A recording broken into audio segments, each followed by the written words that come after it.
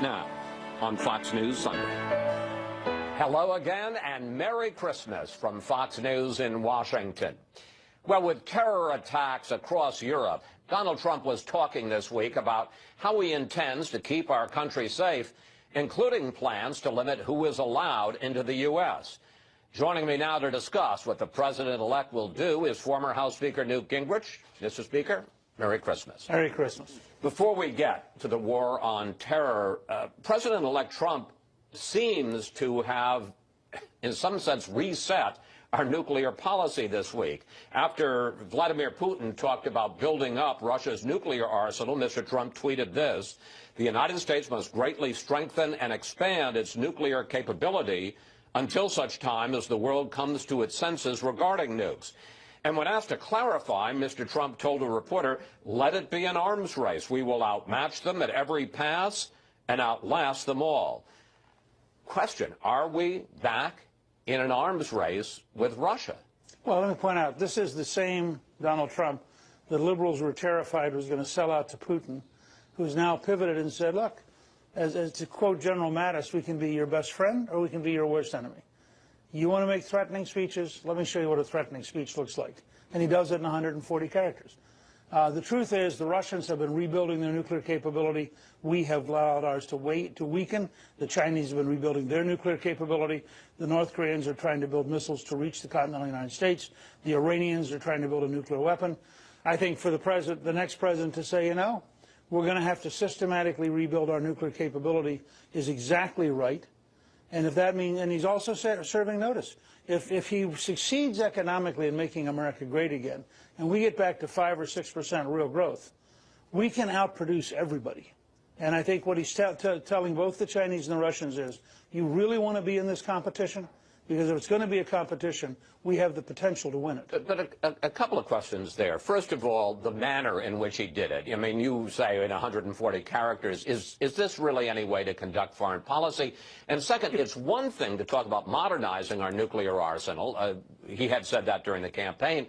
But expanding the arsenal that flies in the face of a half-century of arms control, limiting, reducing our number of weapons. Right, which has failed. We've had arms control. The Chinese have had an arms buildup.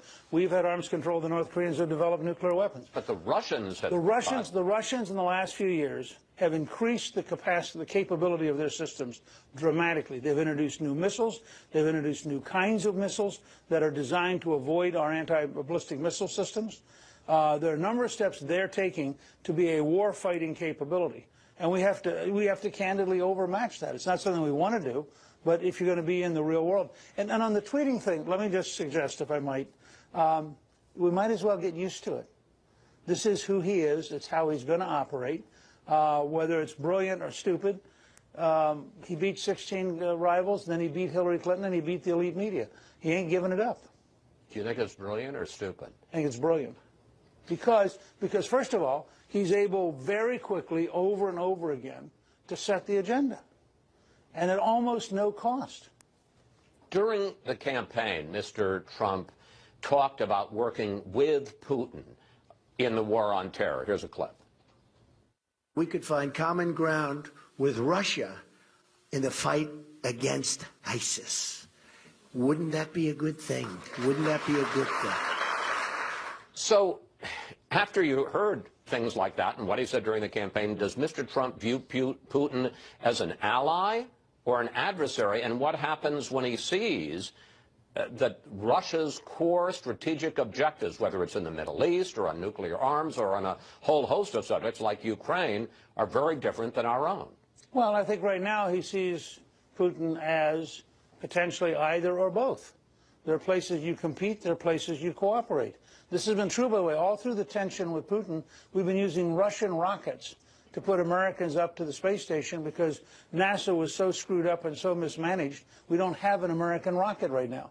So the Russians have allowed us to use their rockets to get into space at the same time we're yelling at each other. So you can have a lot of different things going on simultaneously. I think he also recognizes the total failure of the Obama, Kerry, Clinton foreign strategy in this region. You now have had a meeting in Moscow of Turkey, our NATO ally for over a half century, Iran and Russia. to decide to talk about Syria with zero American input. That should really trouble us, that we've reached a dead end of weakness, and we have got to rethink what we're doing.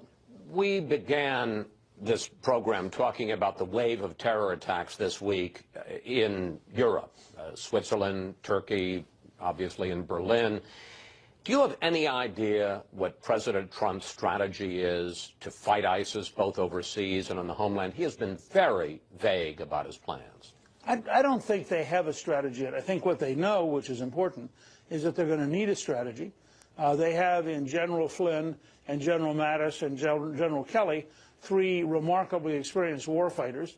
I think they're going to be able to produce a very aggressive strategy. They have a much better grip on reality than the Obama administration did. But this is going to be a very hard problem. And my suggestion is people should go back. Wouldn't that be a good thing? So after you heard things like that and what he said during the campaign, does Mr. Trump view Putin as an ally or an adversary? And what happens when he sees that Russia's core strategic objectives, whether it's in the Middle East or on nuclear arms or on a whole host of subjects like Ukraine, are very different than our own? Well, I think right now he sees Putin as potentially either or both. There are places you compete, there are places you cooperate. This has been true, by the way, all through the tension with Putin. We've been using Russian rockets to put Americans up to the space station because NASA was so screwed up and so mismanaged, we don't have an American rocket right now. So the Russians have allowed us to use their rockets to get into space at the same time we're yelling at each other. So you can have a lot of different things going on simultaneously. I think he also recognizes the total failure of the Obama, Kerry, Clinton foreign strategy in this region.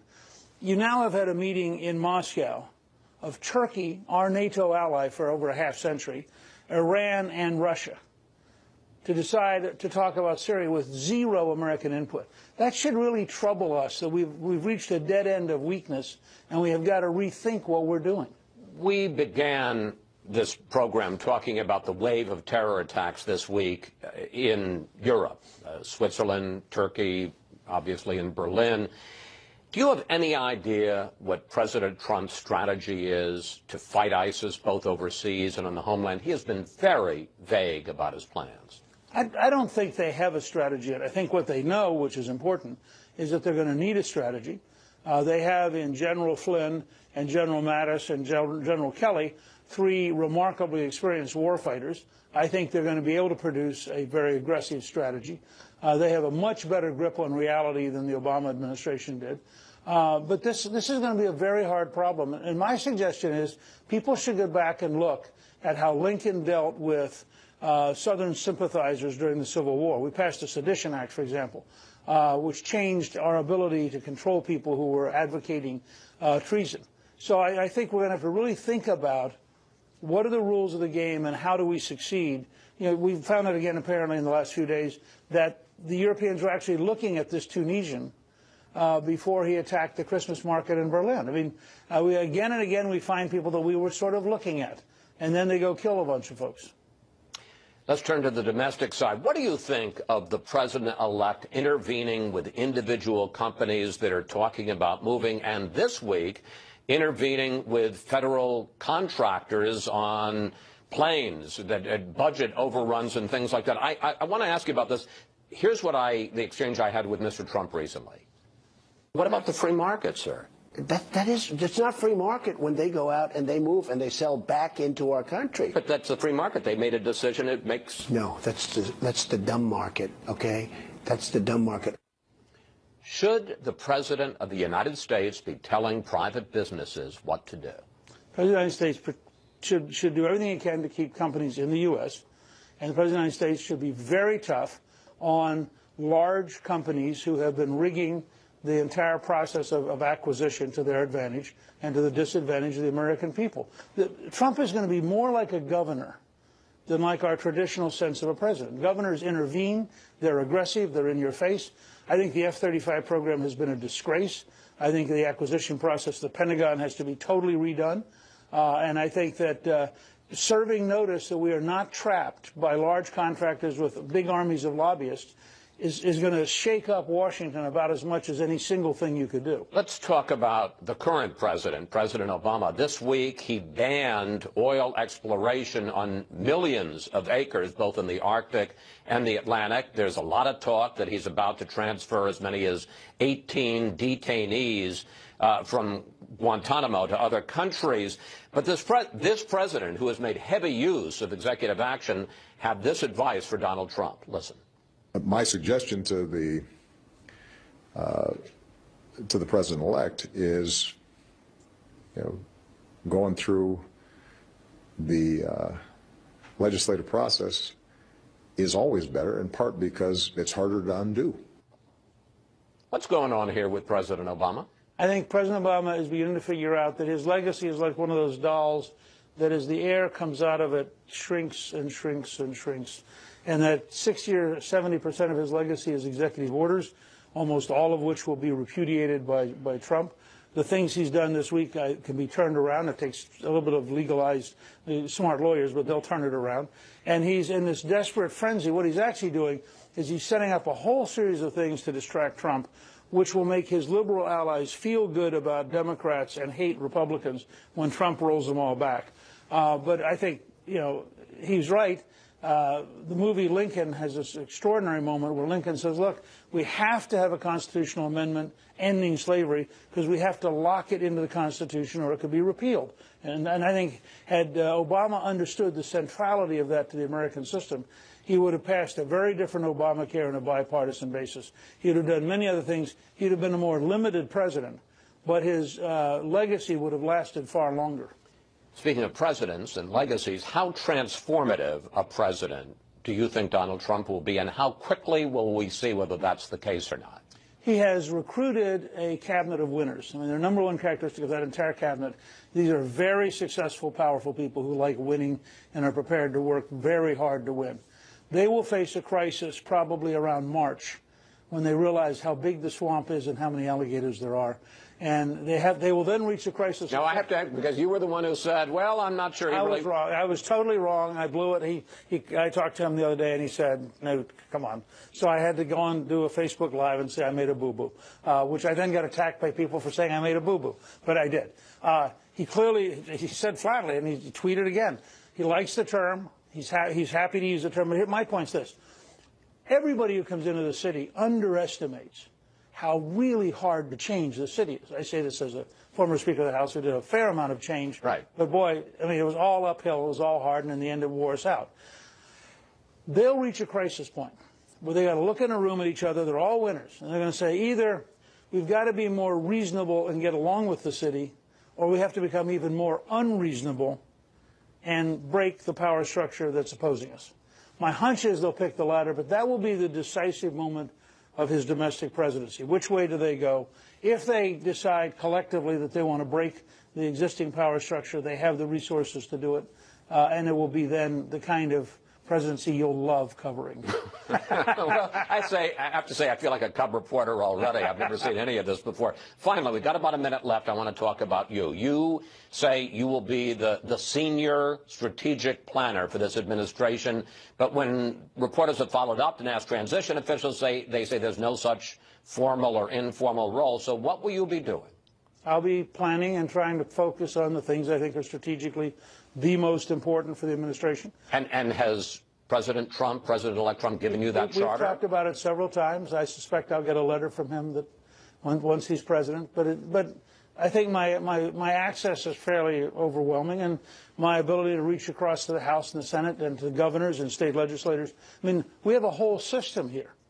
That's the nature of the American system. And my first big step towards this will be a series of speeches at Heritage on Trumpism and what is Trumpism, and then probably a book in the late spring. But that's because we're going to get 4,000 federal employees who are brand new, eager people. They need to understand how different Trump is, and that it's not just a personality quirk. It is a way of thinking and a way of doing business, and it's learnable, but it is very different from what we've seen in the past. Speaker Gingrich, thank you. Thank you for your time, and thank you for joining us on Christmas Day. And have a Happy New Year. And Happy New Year to you as well. Up next, we'll bring in our Sunday group to discuss President-elect Trump's plans and the team he is putting together to implement them. Plus, what would you like to ask the panel about President Obama's push to protect some key legacy items during his final days in office? Just go to Facebook or Twitter at Fox News Sunday, and we may use your question on the air. All along, I've been proven to be right, 100% correct. What's happening is disgraceful. President-elect Trump saying he'll stand by his plan for extreme vetting of people trying to come into the U.S. from countries with a history of terrorism. That after a series of attacks this week in Europe.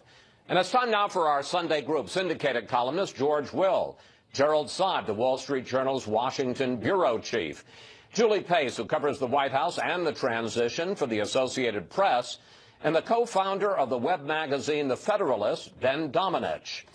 Ben, let's start with the president-elect's comments late this week about let's have a new arms race with Russia, flying in the face of a half-century of arms control and doing it, as Newt Gingrich said, in 140 characters. Your thoughts about the policy and the way of conducting it? Well, I think that, certainly this is one of the early days of experiencing what foreign policy discussions are going to be like under the Trump presidency, which I think are going to be very different than they have been in the past under a lot of other presidents. I think that one of the things we're going to have to get used to is the idea that when Donald Trump tweets something, it's going to be followed up by explanations of what he actually meant within those 140 characters by his supporters.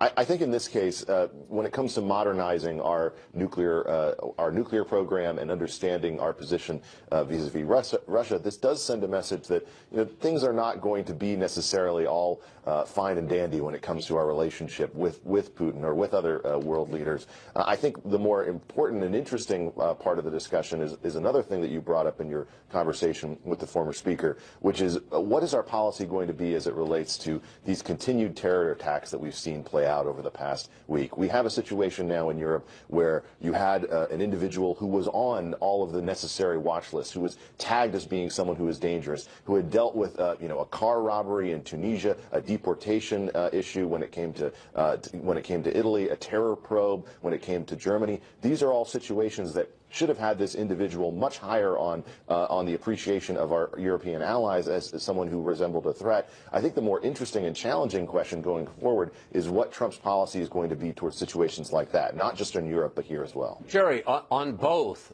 nuclear arms and also on the war on terror, when you see what Trump has been saying, when you see the team he's putting together on national security, do you see the outlines of a strategy, of a foreign policy? Well, first of all, I think you have to view what President-elect Trump is doing as signal sending, not policy making. I mean, this is signal sending and positioning, and it's not really literal policy. On the nuclear question, for example, totally lost in the conversation is the fact there's already underway a $1 trillion 30-year nuclear modernization program that the Republicans in Congress and President Obama agreed to a couple of years ago. So this is happening. I think what he is saying is not, I'm creating some new policy on nuclear arms, but I'm sending a signal to the Chinese, to the Russians, to the Iranians, to the North Koreans. We're not going to fall behind in any nuclear arms race if there's going to be one. So I think people tend, there was this rap in the campaign, don't take him too literally. I think there's still an admonition out there, don't take him too literally. You agree with that, George? Don't take him too literally? Well, it's hard to know what he's said so far, because he says it's going to expand and improve. We all know that nuclear weapons decay. They age and have to be brought up to date again. So as Jerry says, this is already baked in the policies, $108 billion to be But not the expansion part. The idea of modernization is, but when he talks about expansion and then he says, we're ready for an arms race, that's different than what we've That is very different. And in fact, that's what's alarming. It could be. Things change. 40 years ago, we had this policy. Maybe now with new nuclear actors, it ought to be changed. But what's a little bit disconcerting is what Mr. Gingrich considers a virtue, which is that it's done in 140 characters. If we're going to change national policy on the most awesome and frightening aspect of national existence, these kinds of weapons, then it would be nice to see it issue after deliberation with people who've thought about this for a long time, rather than as what seems to have been a response to something a few hours earlier said by Mr. Putin. George, I want to continue with you about President Obama and his moves this week to ban oil drilling on millions of acres in the Arctic and the Atlantic, and very serious talk about transferring as many as 18 prisoners out of Guantanamo. We ask you for questions for the panel, and here's what we got from Monica Neese on Facebook. What is Obama's thinking after the American people clearly rejected his failed policies by continuing with his agenda in his last days in office? George, how do you answer, Monica? Well, first about Gitmo, that must be one of his principal frustrations, because this is a limit of presidential power where presidential power is presumptively at its greatest, connecting to national security. There were 780 people in Gitmo, I think, by George W. Bush. It's now down to 59. This would reduce it to 42. That's not closed, but it's close enough for government work. Drilling, the president likes, and his party likes, to remove fossil fuels from the hand of consumers, and they like to expand government's control over things, such as the Outer Continental Shelf, so it all fits. Monica's question, however, is why is he still doing this? Short answer, he's still president, even though Mr. Trump seems to question that at this point, because he's, I think, exercising power, not just signaling. But first of all, the progressive view of the presidency is that what is not explicitly forbidden by the Constitution is permitted. That's from Teddy Roosevelt to Woodrow Wilson on. They believed that. And Monica says, well, what about the consent that was sort of withdrawn by the election? Good progressives don't take consent that seriously, because progressivism is ruled by experts who are needed because the people consenting to the political class don't quite know what they're doing without the guidance of experts. I got to say, Monica, you got a heck of an answer from George. Well, that was an extended answer. Julie, what is the mood in the Obama administration at this point? How worried are they that, to use a phrase I used with Donald Trump a couple of weeks ago, he's going to take a wrecking ball to the Obama legacy? And to what degree do they think with these steps at the last minute they can lock in some of that legacy? Well, they're incredibly worried, which is why they're taking some of these steps right now. And with most of the things that you're seeing the president do over the last few weeks, he can't lock things in permanently, but he can make them harder for President Trump to remove. And I think that's what you're seeing. Create enough obstacles that it becomes just too difficult to focus on overturning the drilling ordinances and push him in a different direction. But on some of these things, Gitmo, I think, is a really interesting example. Basically what he's trying to do is say there are so few people that are going to be left here that the costs will be so high that Republicans and President Trump, who's talked about waste in government spending, may actually decide to close it. He's looking for ways to make his legacy stand up, even if President Trump isn't going to say, yeah, I'm keeping Obama's policies. I just want to pick up on this question of the mood. I mean, is the sense, whether it's the president or his top aide, is there a feeling there that the barbarians are at the gate and about to take over? I think there's a division between some people in the staff and Obama himself and maybe some of his more senior advisors. Certainly, I think that they are still, at the staff level, still coming to grips with this idea that there was such a rejection of the president's legacy and that so many things that they've been working on are probably going to be at stake. The president himself is taking a bit of a more measured view of this. He's in conversation with President-elect Trump a lot, trying to explain the theories behind some of his actions. And I think that he hopes, we don't know if this will hold, but he hopes that when Trump actually gets in office... He keeps saying that he's going to have a transformation. And I don't know if transformation is the right word, but certainly you would imagine that when you actually are in the Oval Office and all of these decisions really are on your desk, that there's more of a sense of responsibility that comes over you. 30 seconds. John Adams said that you would never congratulate a friend on winning the office of the presidency. I think that could be playing into this a bit. But really, I think this is what's going on in the left right now is an archetype of what happened to Ivanka Trump this past week. Someone yelling at her on a plane that, you know, your father is ruining the country. He hasn't even taken office yet. He hasn't done anything yet. I think the left is still dealing with whiplash from this election, and a lot of the people who are under President Obama haven't woken up. Let me incidentally say that was the height of bad manners, and I'm glad those guys got kicked off the plane. You know what? Somebody's traveling on a plane, leave them alone. Exactly.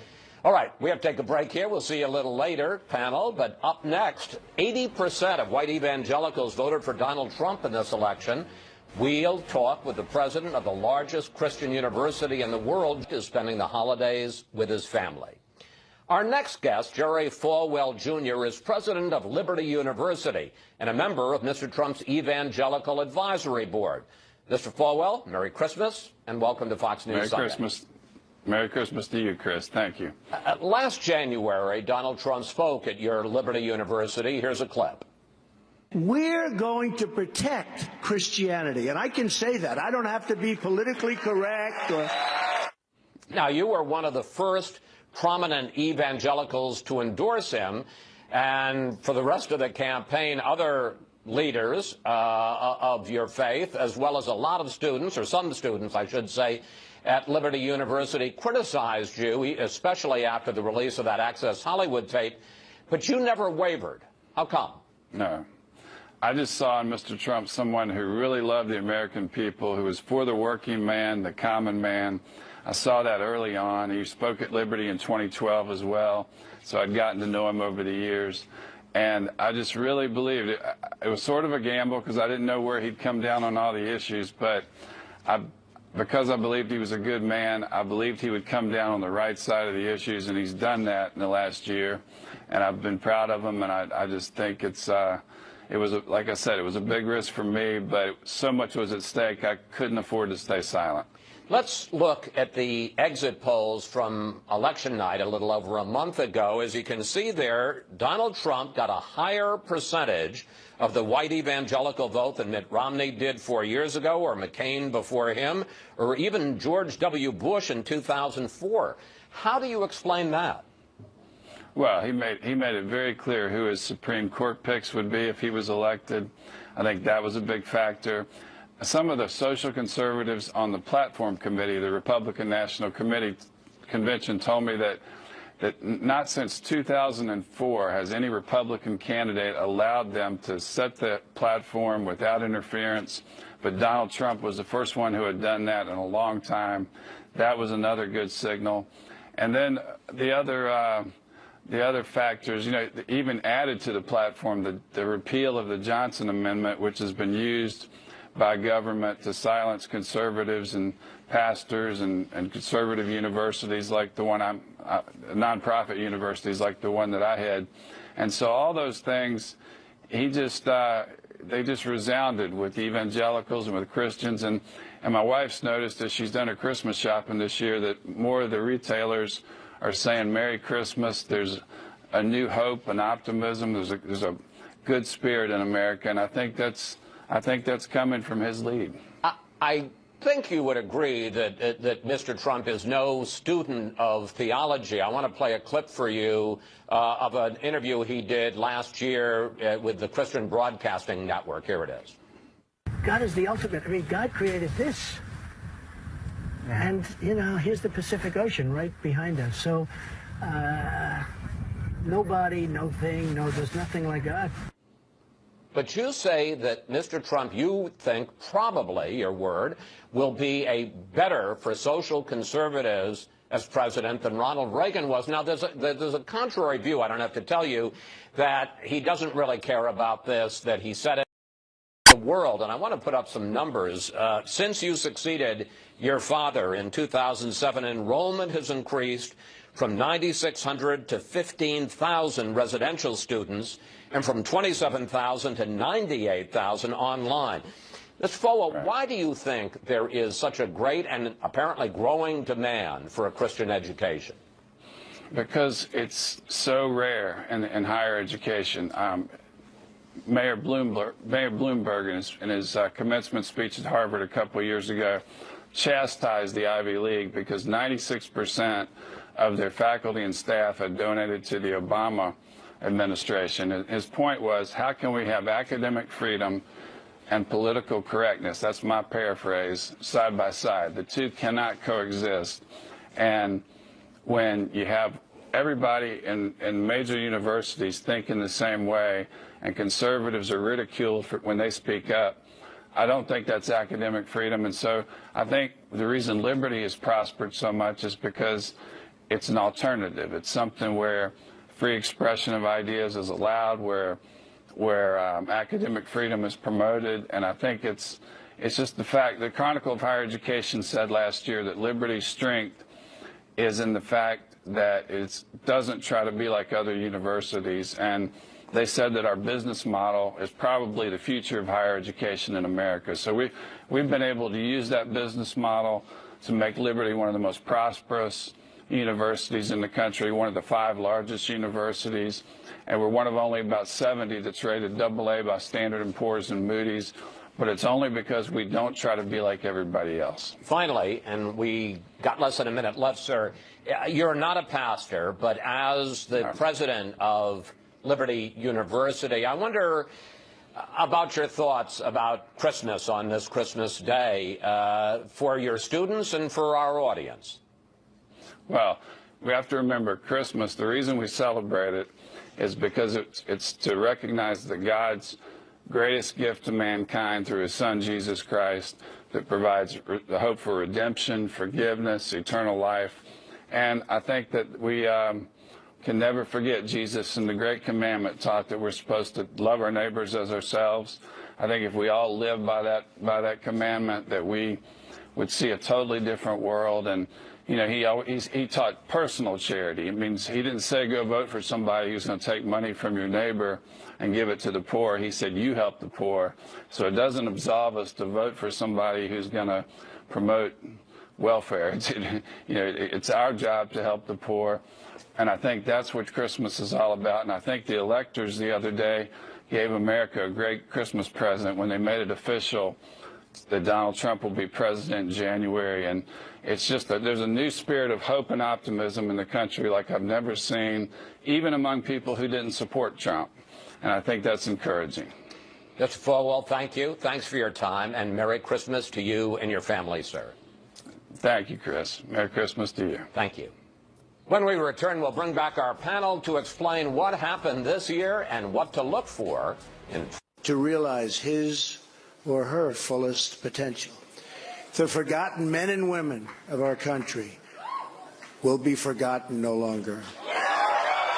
President-elect Trump promising in his victory speech to renew the American dream. And we're back now with the panel. Well, George, I think it's fair to say you made it very clear during the course of this year how you felt about Donald Trump. But putting that aside, how do you explain his victory? Why did he get elected president? Got elected in part because he had a weak and untalented opponent who made tactical mistakes regarding some crucial states, Wisconsin, Michigan, Pennsylvania, and she promised continuity at a time when the country, by the right track, wrong track figures, said the country's on the wrong track. We want change, not continuity. All that said, he ran a brilliant campaign that was antecedentless pronoun campaign. If you'd ask, say, what do you like about Donald Trump? Say, he tells it like it is. And you could fill in the antecedent to the pronoun it. The transition has been a kind of shrug since then, saying, so, oh, never mind. We're not going to appoint a special prosecutor to lock her up. We're not going to deport 200,000 people a month to get 11 million people out of the country in 2 years. Doesn't matter, because what he brilliantly understood was the power of social media. One of the consequences of his victory will be, I think, that we'll hear very little from now on about campaign finance regulations and the power of money in politics. He was badly outspent because he understood you could go around that on the new platforms and make 30-second television spots marginally important. Julie, why did Donald Trump win, and how do you explain it? And less so, why did Hillary Clinton lose? I think there were a couple of reasons. I think, one, he did see that there was anxiety in the country on a bunch of different fronts. Economic anxiety, anxiety over immigration, anxiety over terror threats that feel different than what we maybe have become accustomed to. And I think that he was authentic. You never felt with Donald Trump like he was speaking based on what he saw in internal polling or based on what he saw in focus groups. And he understood that for a lot of Americans, Democrats and Republicans, they look at Washington and don't really believe anything that they hear. And he was an antidote to that. And I think that that resonated with a lot of people, regardless of the actual words that were coming out of his mouth. The mere fact that he was willing to challenge Democrats and his own party, I think, was really appealing. Let's turn, we've been talking about 2016, let's turn to 2017. Jerry, you and I are old enough to remember when Ronald Reagan came to this town and Clark Clifford, a big Democratic lawyer and insider, famously dismissed him as an amiable dunce. I have to tell you that I've been to some Christmas parties the last couple of weeks, talking to politicians of both parties, talking to some of our colleagues in the media who are dismissing Trump the same way and talking about what a disaster he's going to be as president. I'm sure you've had that same experience. What do you think are the chances that they are going to be as wrong as Clark Clifford was about Ronald Reagan? Well, you know, I lived through the Reagan experience with George. We all did. And I think that there was an evolution in the Reagan presidency, but there was also an evolution in Reagan the president. But I think the key was that Ronald Reagan was smart enough to surround himself with people who made up for whatever deficiencies he had. And he had a vision. He had an ideology. Donald Trump doesn't have an ideology or a vision. He's transactional. It'll be different. Now, was that going to be more effective or less effective? I don't know, but I think the parallel to Reaganism and the Reagan presidency falls down there. There's not some ideological North Star for the Trump presidency. There's going to be getting business done, making transactions. But there was an underestimating of Ronald Reagan as a person and a leader, and I wonder if there isn't the same about Donald Trump. Well, I mean, we've been through a year of underestimating Donald Trump, right? So there's ample reason to think that will continue. You know, what Donald Trump really understood that all the other campaigns did not really understand wasn't that there was an idea, there was a desire for change, or that there was a desire to bring in an outsider. Other campaigns, other candidates got that. What he understood was the anger in the country, and he tapped into that, and then he stoked it. Now, can you continue to do that as president? Is that a safe thing to do as president? That, to me, is a big question we'll confront in 2017 and 2018 and beyond. Chris, the biggest loser in 2016 was Washington, D.C., and it's not even close. The norms and assumptions that they have about politics, about the way that it's supposed to work, were entirely rejected by a Jacksonian revolt of the American people, a people who have become frustrated with what they felt like was a city that was happy to play to their interests during campaign years and then ignore them once they actually got into office. I think what we saw this year was Donald Trump tap into the anxieties of an American people who are very much aware that we're at a period of time now where labor force participation is at near 40-year lows. You have 95 million adult Americans who are out of the workforce.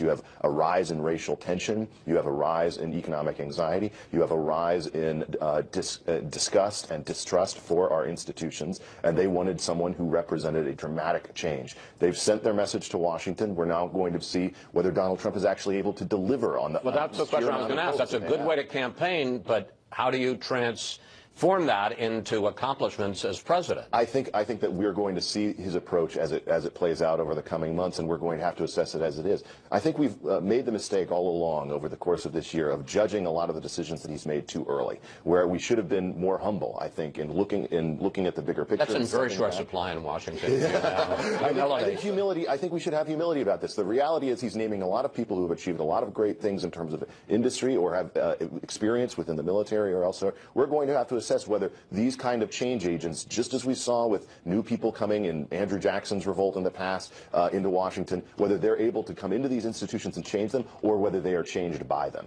But I do think there's going to be some disappointment among those people who took some of the things George referred to, said in the campaign literally. They're not necessarily going to happen. And there will be a period somewhere down the line where there's real disappointment that, oh, that didn't happen. You said it was going to happen. It didn't happen that way, because that's a little unrealistic. George is probably the only person here other than myself who covered Andrew Jackson. Your thoughts about that parallel?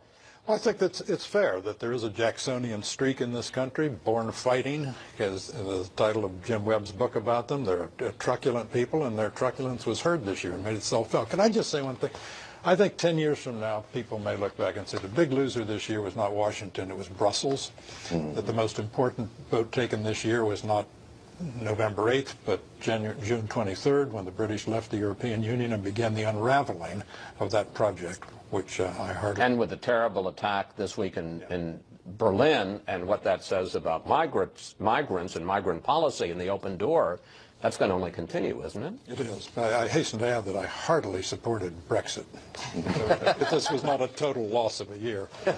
Thank you, panel. See you next Sunday. Up next, our Power Player of the Week, honoring America's veterans this Christmas season. Plus, a holiday visit. We wouldn't have the opportunities if it wasn't for the people that fought for us and gave their lives for us. It's that plain-spoken wisdom that has driven Moral Worcester for years on a mission that has touched America's heart.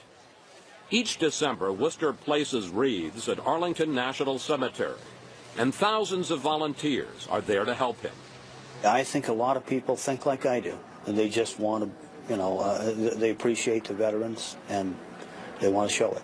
This story begins back in 1962, when Worcester, then a 12-year-old paper boy from Maine, won a trip to Washington. What impressed him most was Arlington, its beauty and dignity, and those rows and rows of graves. Every one represents a life and a family and a story. They're not just tombstones. I mean, those are all people. 30 years later, in 1992, Worcester was running his own wreath company in Harrington, Maine. But as Christmas approached, he had a bunch left over. These wreaths were real fresh, right, just made, and I just didn't want to throw them away. He thought of Arlington and all those graves. When the cemetery approved, he and a dozen volunteers drove the wreaths down and laid them on the headstones. And so it continued for years, until a few Christmases back, when an Air Force sergeant took this picture, which ended up on the internet. It kind of struck a nerve, and people emailed it to each other, and it really went around the world. Go on right there. There you go, sir. We were there the next year as he and his workers at the Worcester Wreath Company loaded up 5,265 wreaths. Then they embarked on what Worcester calls the world's longest Veterans Parade, a 750-mile journey that at some points attracted more than 100 vehicles. And when they got to Arlington, so many people wanted to participate. The ceremony you are about to witness is an Army wreath-laying ceremony to be conducted for the Worcester Wreath Company. For years, Worcester paid for all of this out of his own pocket. And he started Wreaths Across America, sending hundreds to cemeteries and war memorials around the country. But he will need help to reach his new goal. I think there are around 2.7 million graves. And that's a tall order to decorate 2.7 million graves. So, but you'd like to do it, wouldn't you? I really would, yeah, sometime. I don't know how, but hey, How long are you going to keep doing this? I'm going to keep doing it for as long as I work, and then I know my family is going to continue. So it'll be here for a long time. This is the 25th year Morrill Worcester has taken on his Christmas Wreath project. This month, more than 800,000 volunteers helped place more than 1.2 million wreaths on veterans' graves in all 50 states and overseas. And after going to Arlington last week, Morrill dropped by to discuss why this project is still growing after a quarter century. I think it's America. It's what America needs to be. There's a lot of people that have roots in the military, that have veterans that have served and so on, and they just want to, spend a little time remembering those people and being at the cemeteries all over the country and just saying their names out loud, keeping them alive. When I first asked you this, we were both a bit younger. How long are you going to keep at it? Well, as long as the good Lord will let me. I'll do it for as long as I possibly can. And then my family's behind me, and they're going to keep right on going. This will never stop. It's what the country's all about. I mean, we have to know where we've been and what we've been given in order to go forward in a meaningful way. And what's been given to us so that we can have what we have, and all down through the history of the country. And now another Christmas tradition. Here's a look from the last 2 years at all 5 of the Wallace grandkids. And now here they are again, and they keep growing. Livy and Caroline and Sabine and James and William. From our family to yours, have a very Merry Christmas, and we'll see you next Fox News Sunday. Very well done. All right, guys. 3, 2, 1. Merry Christmas.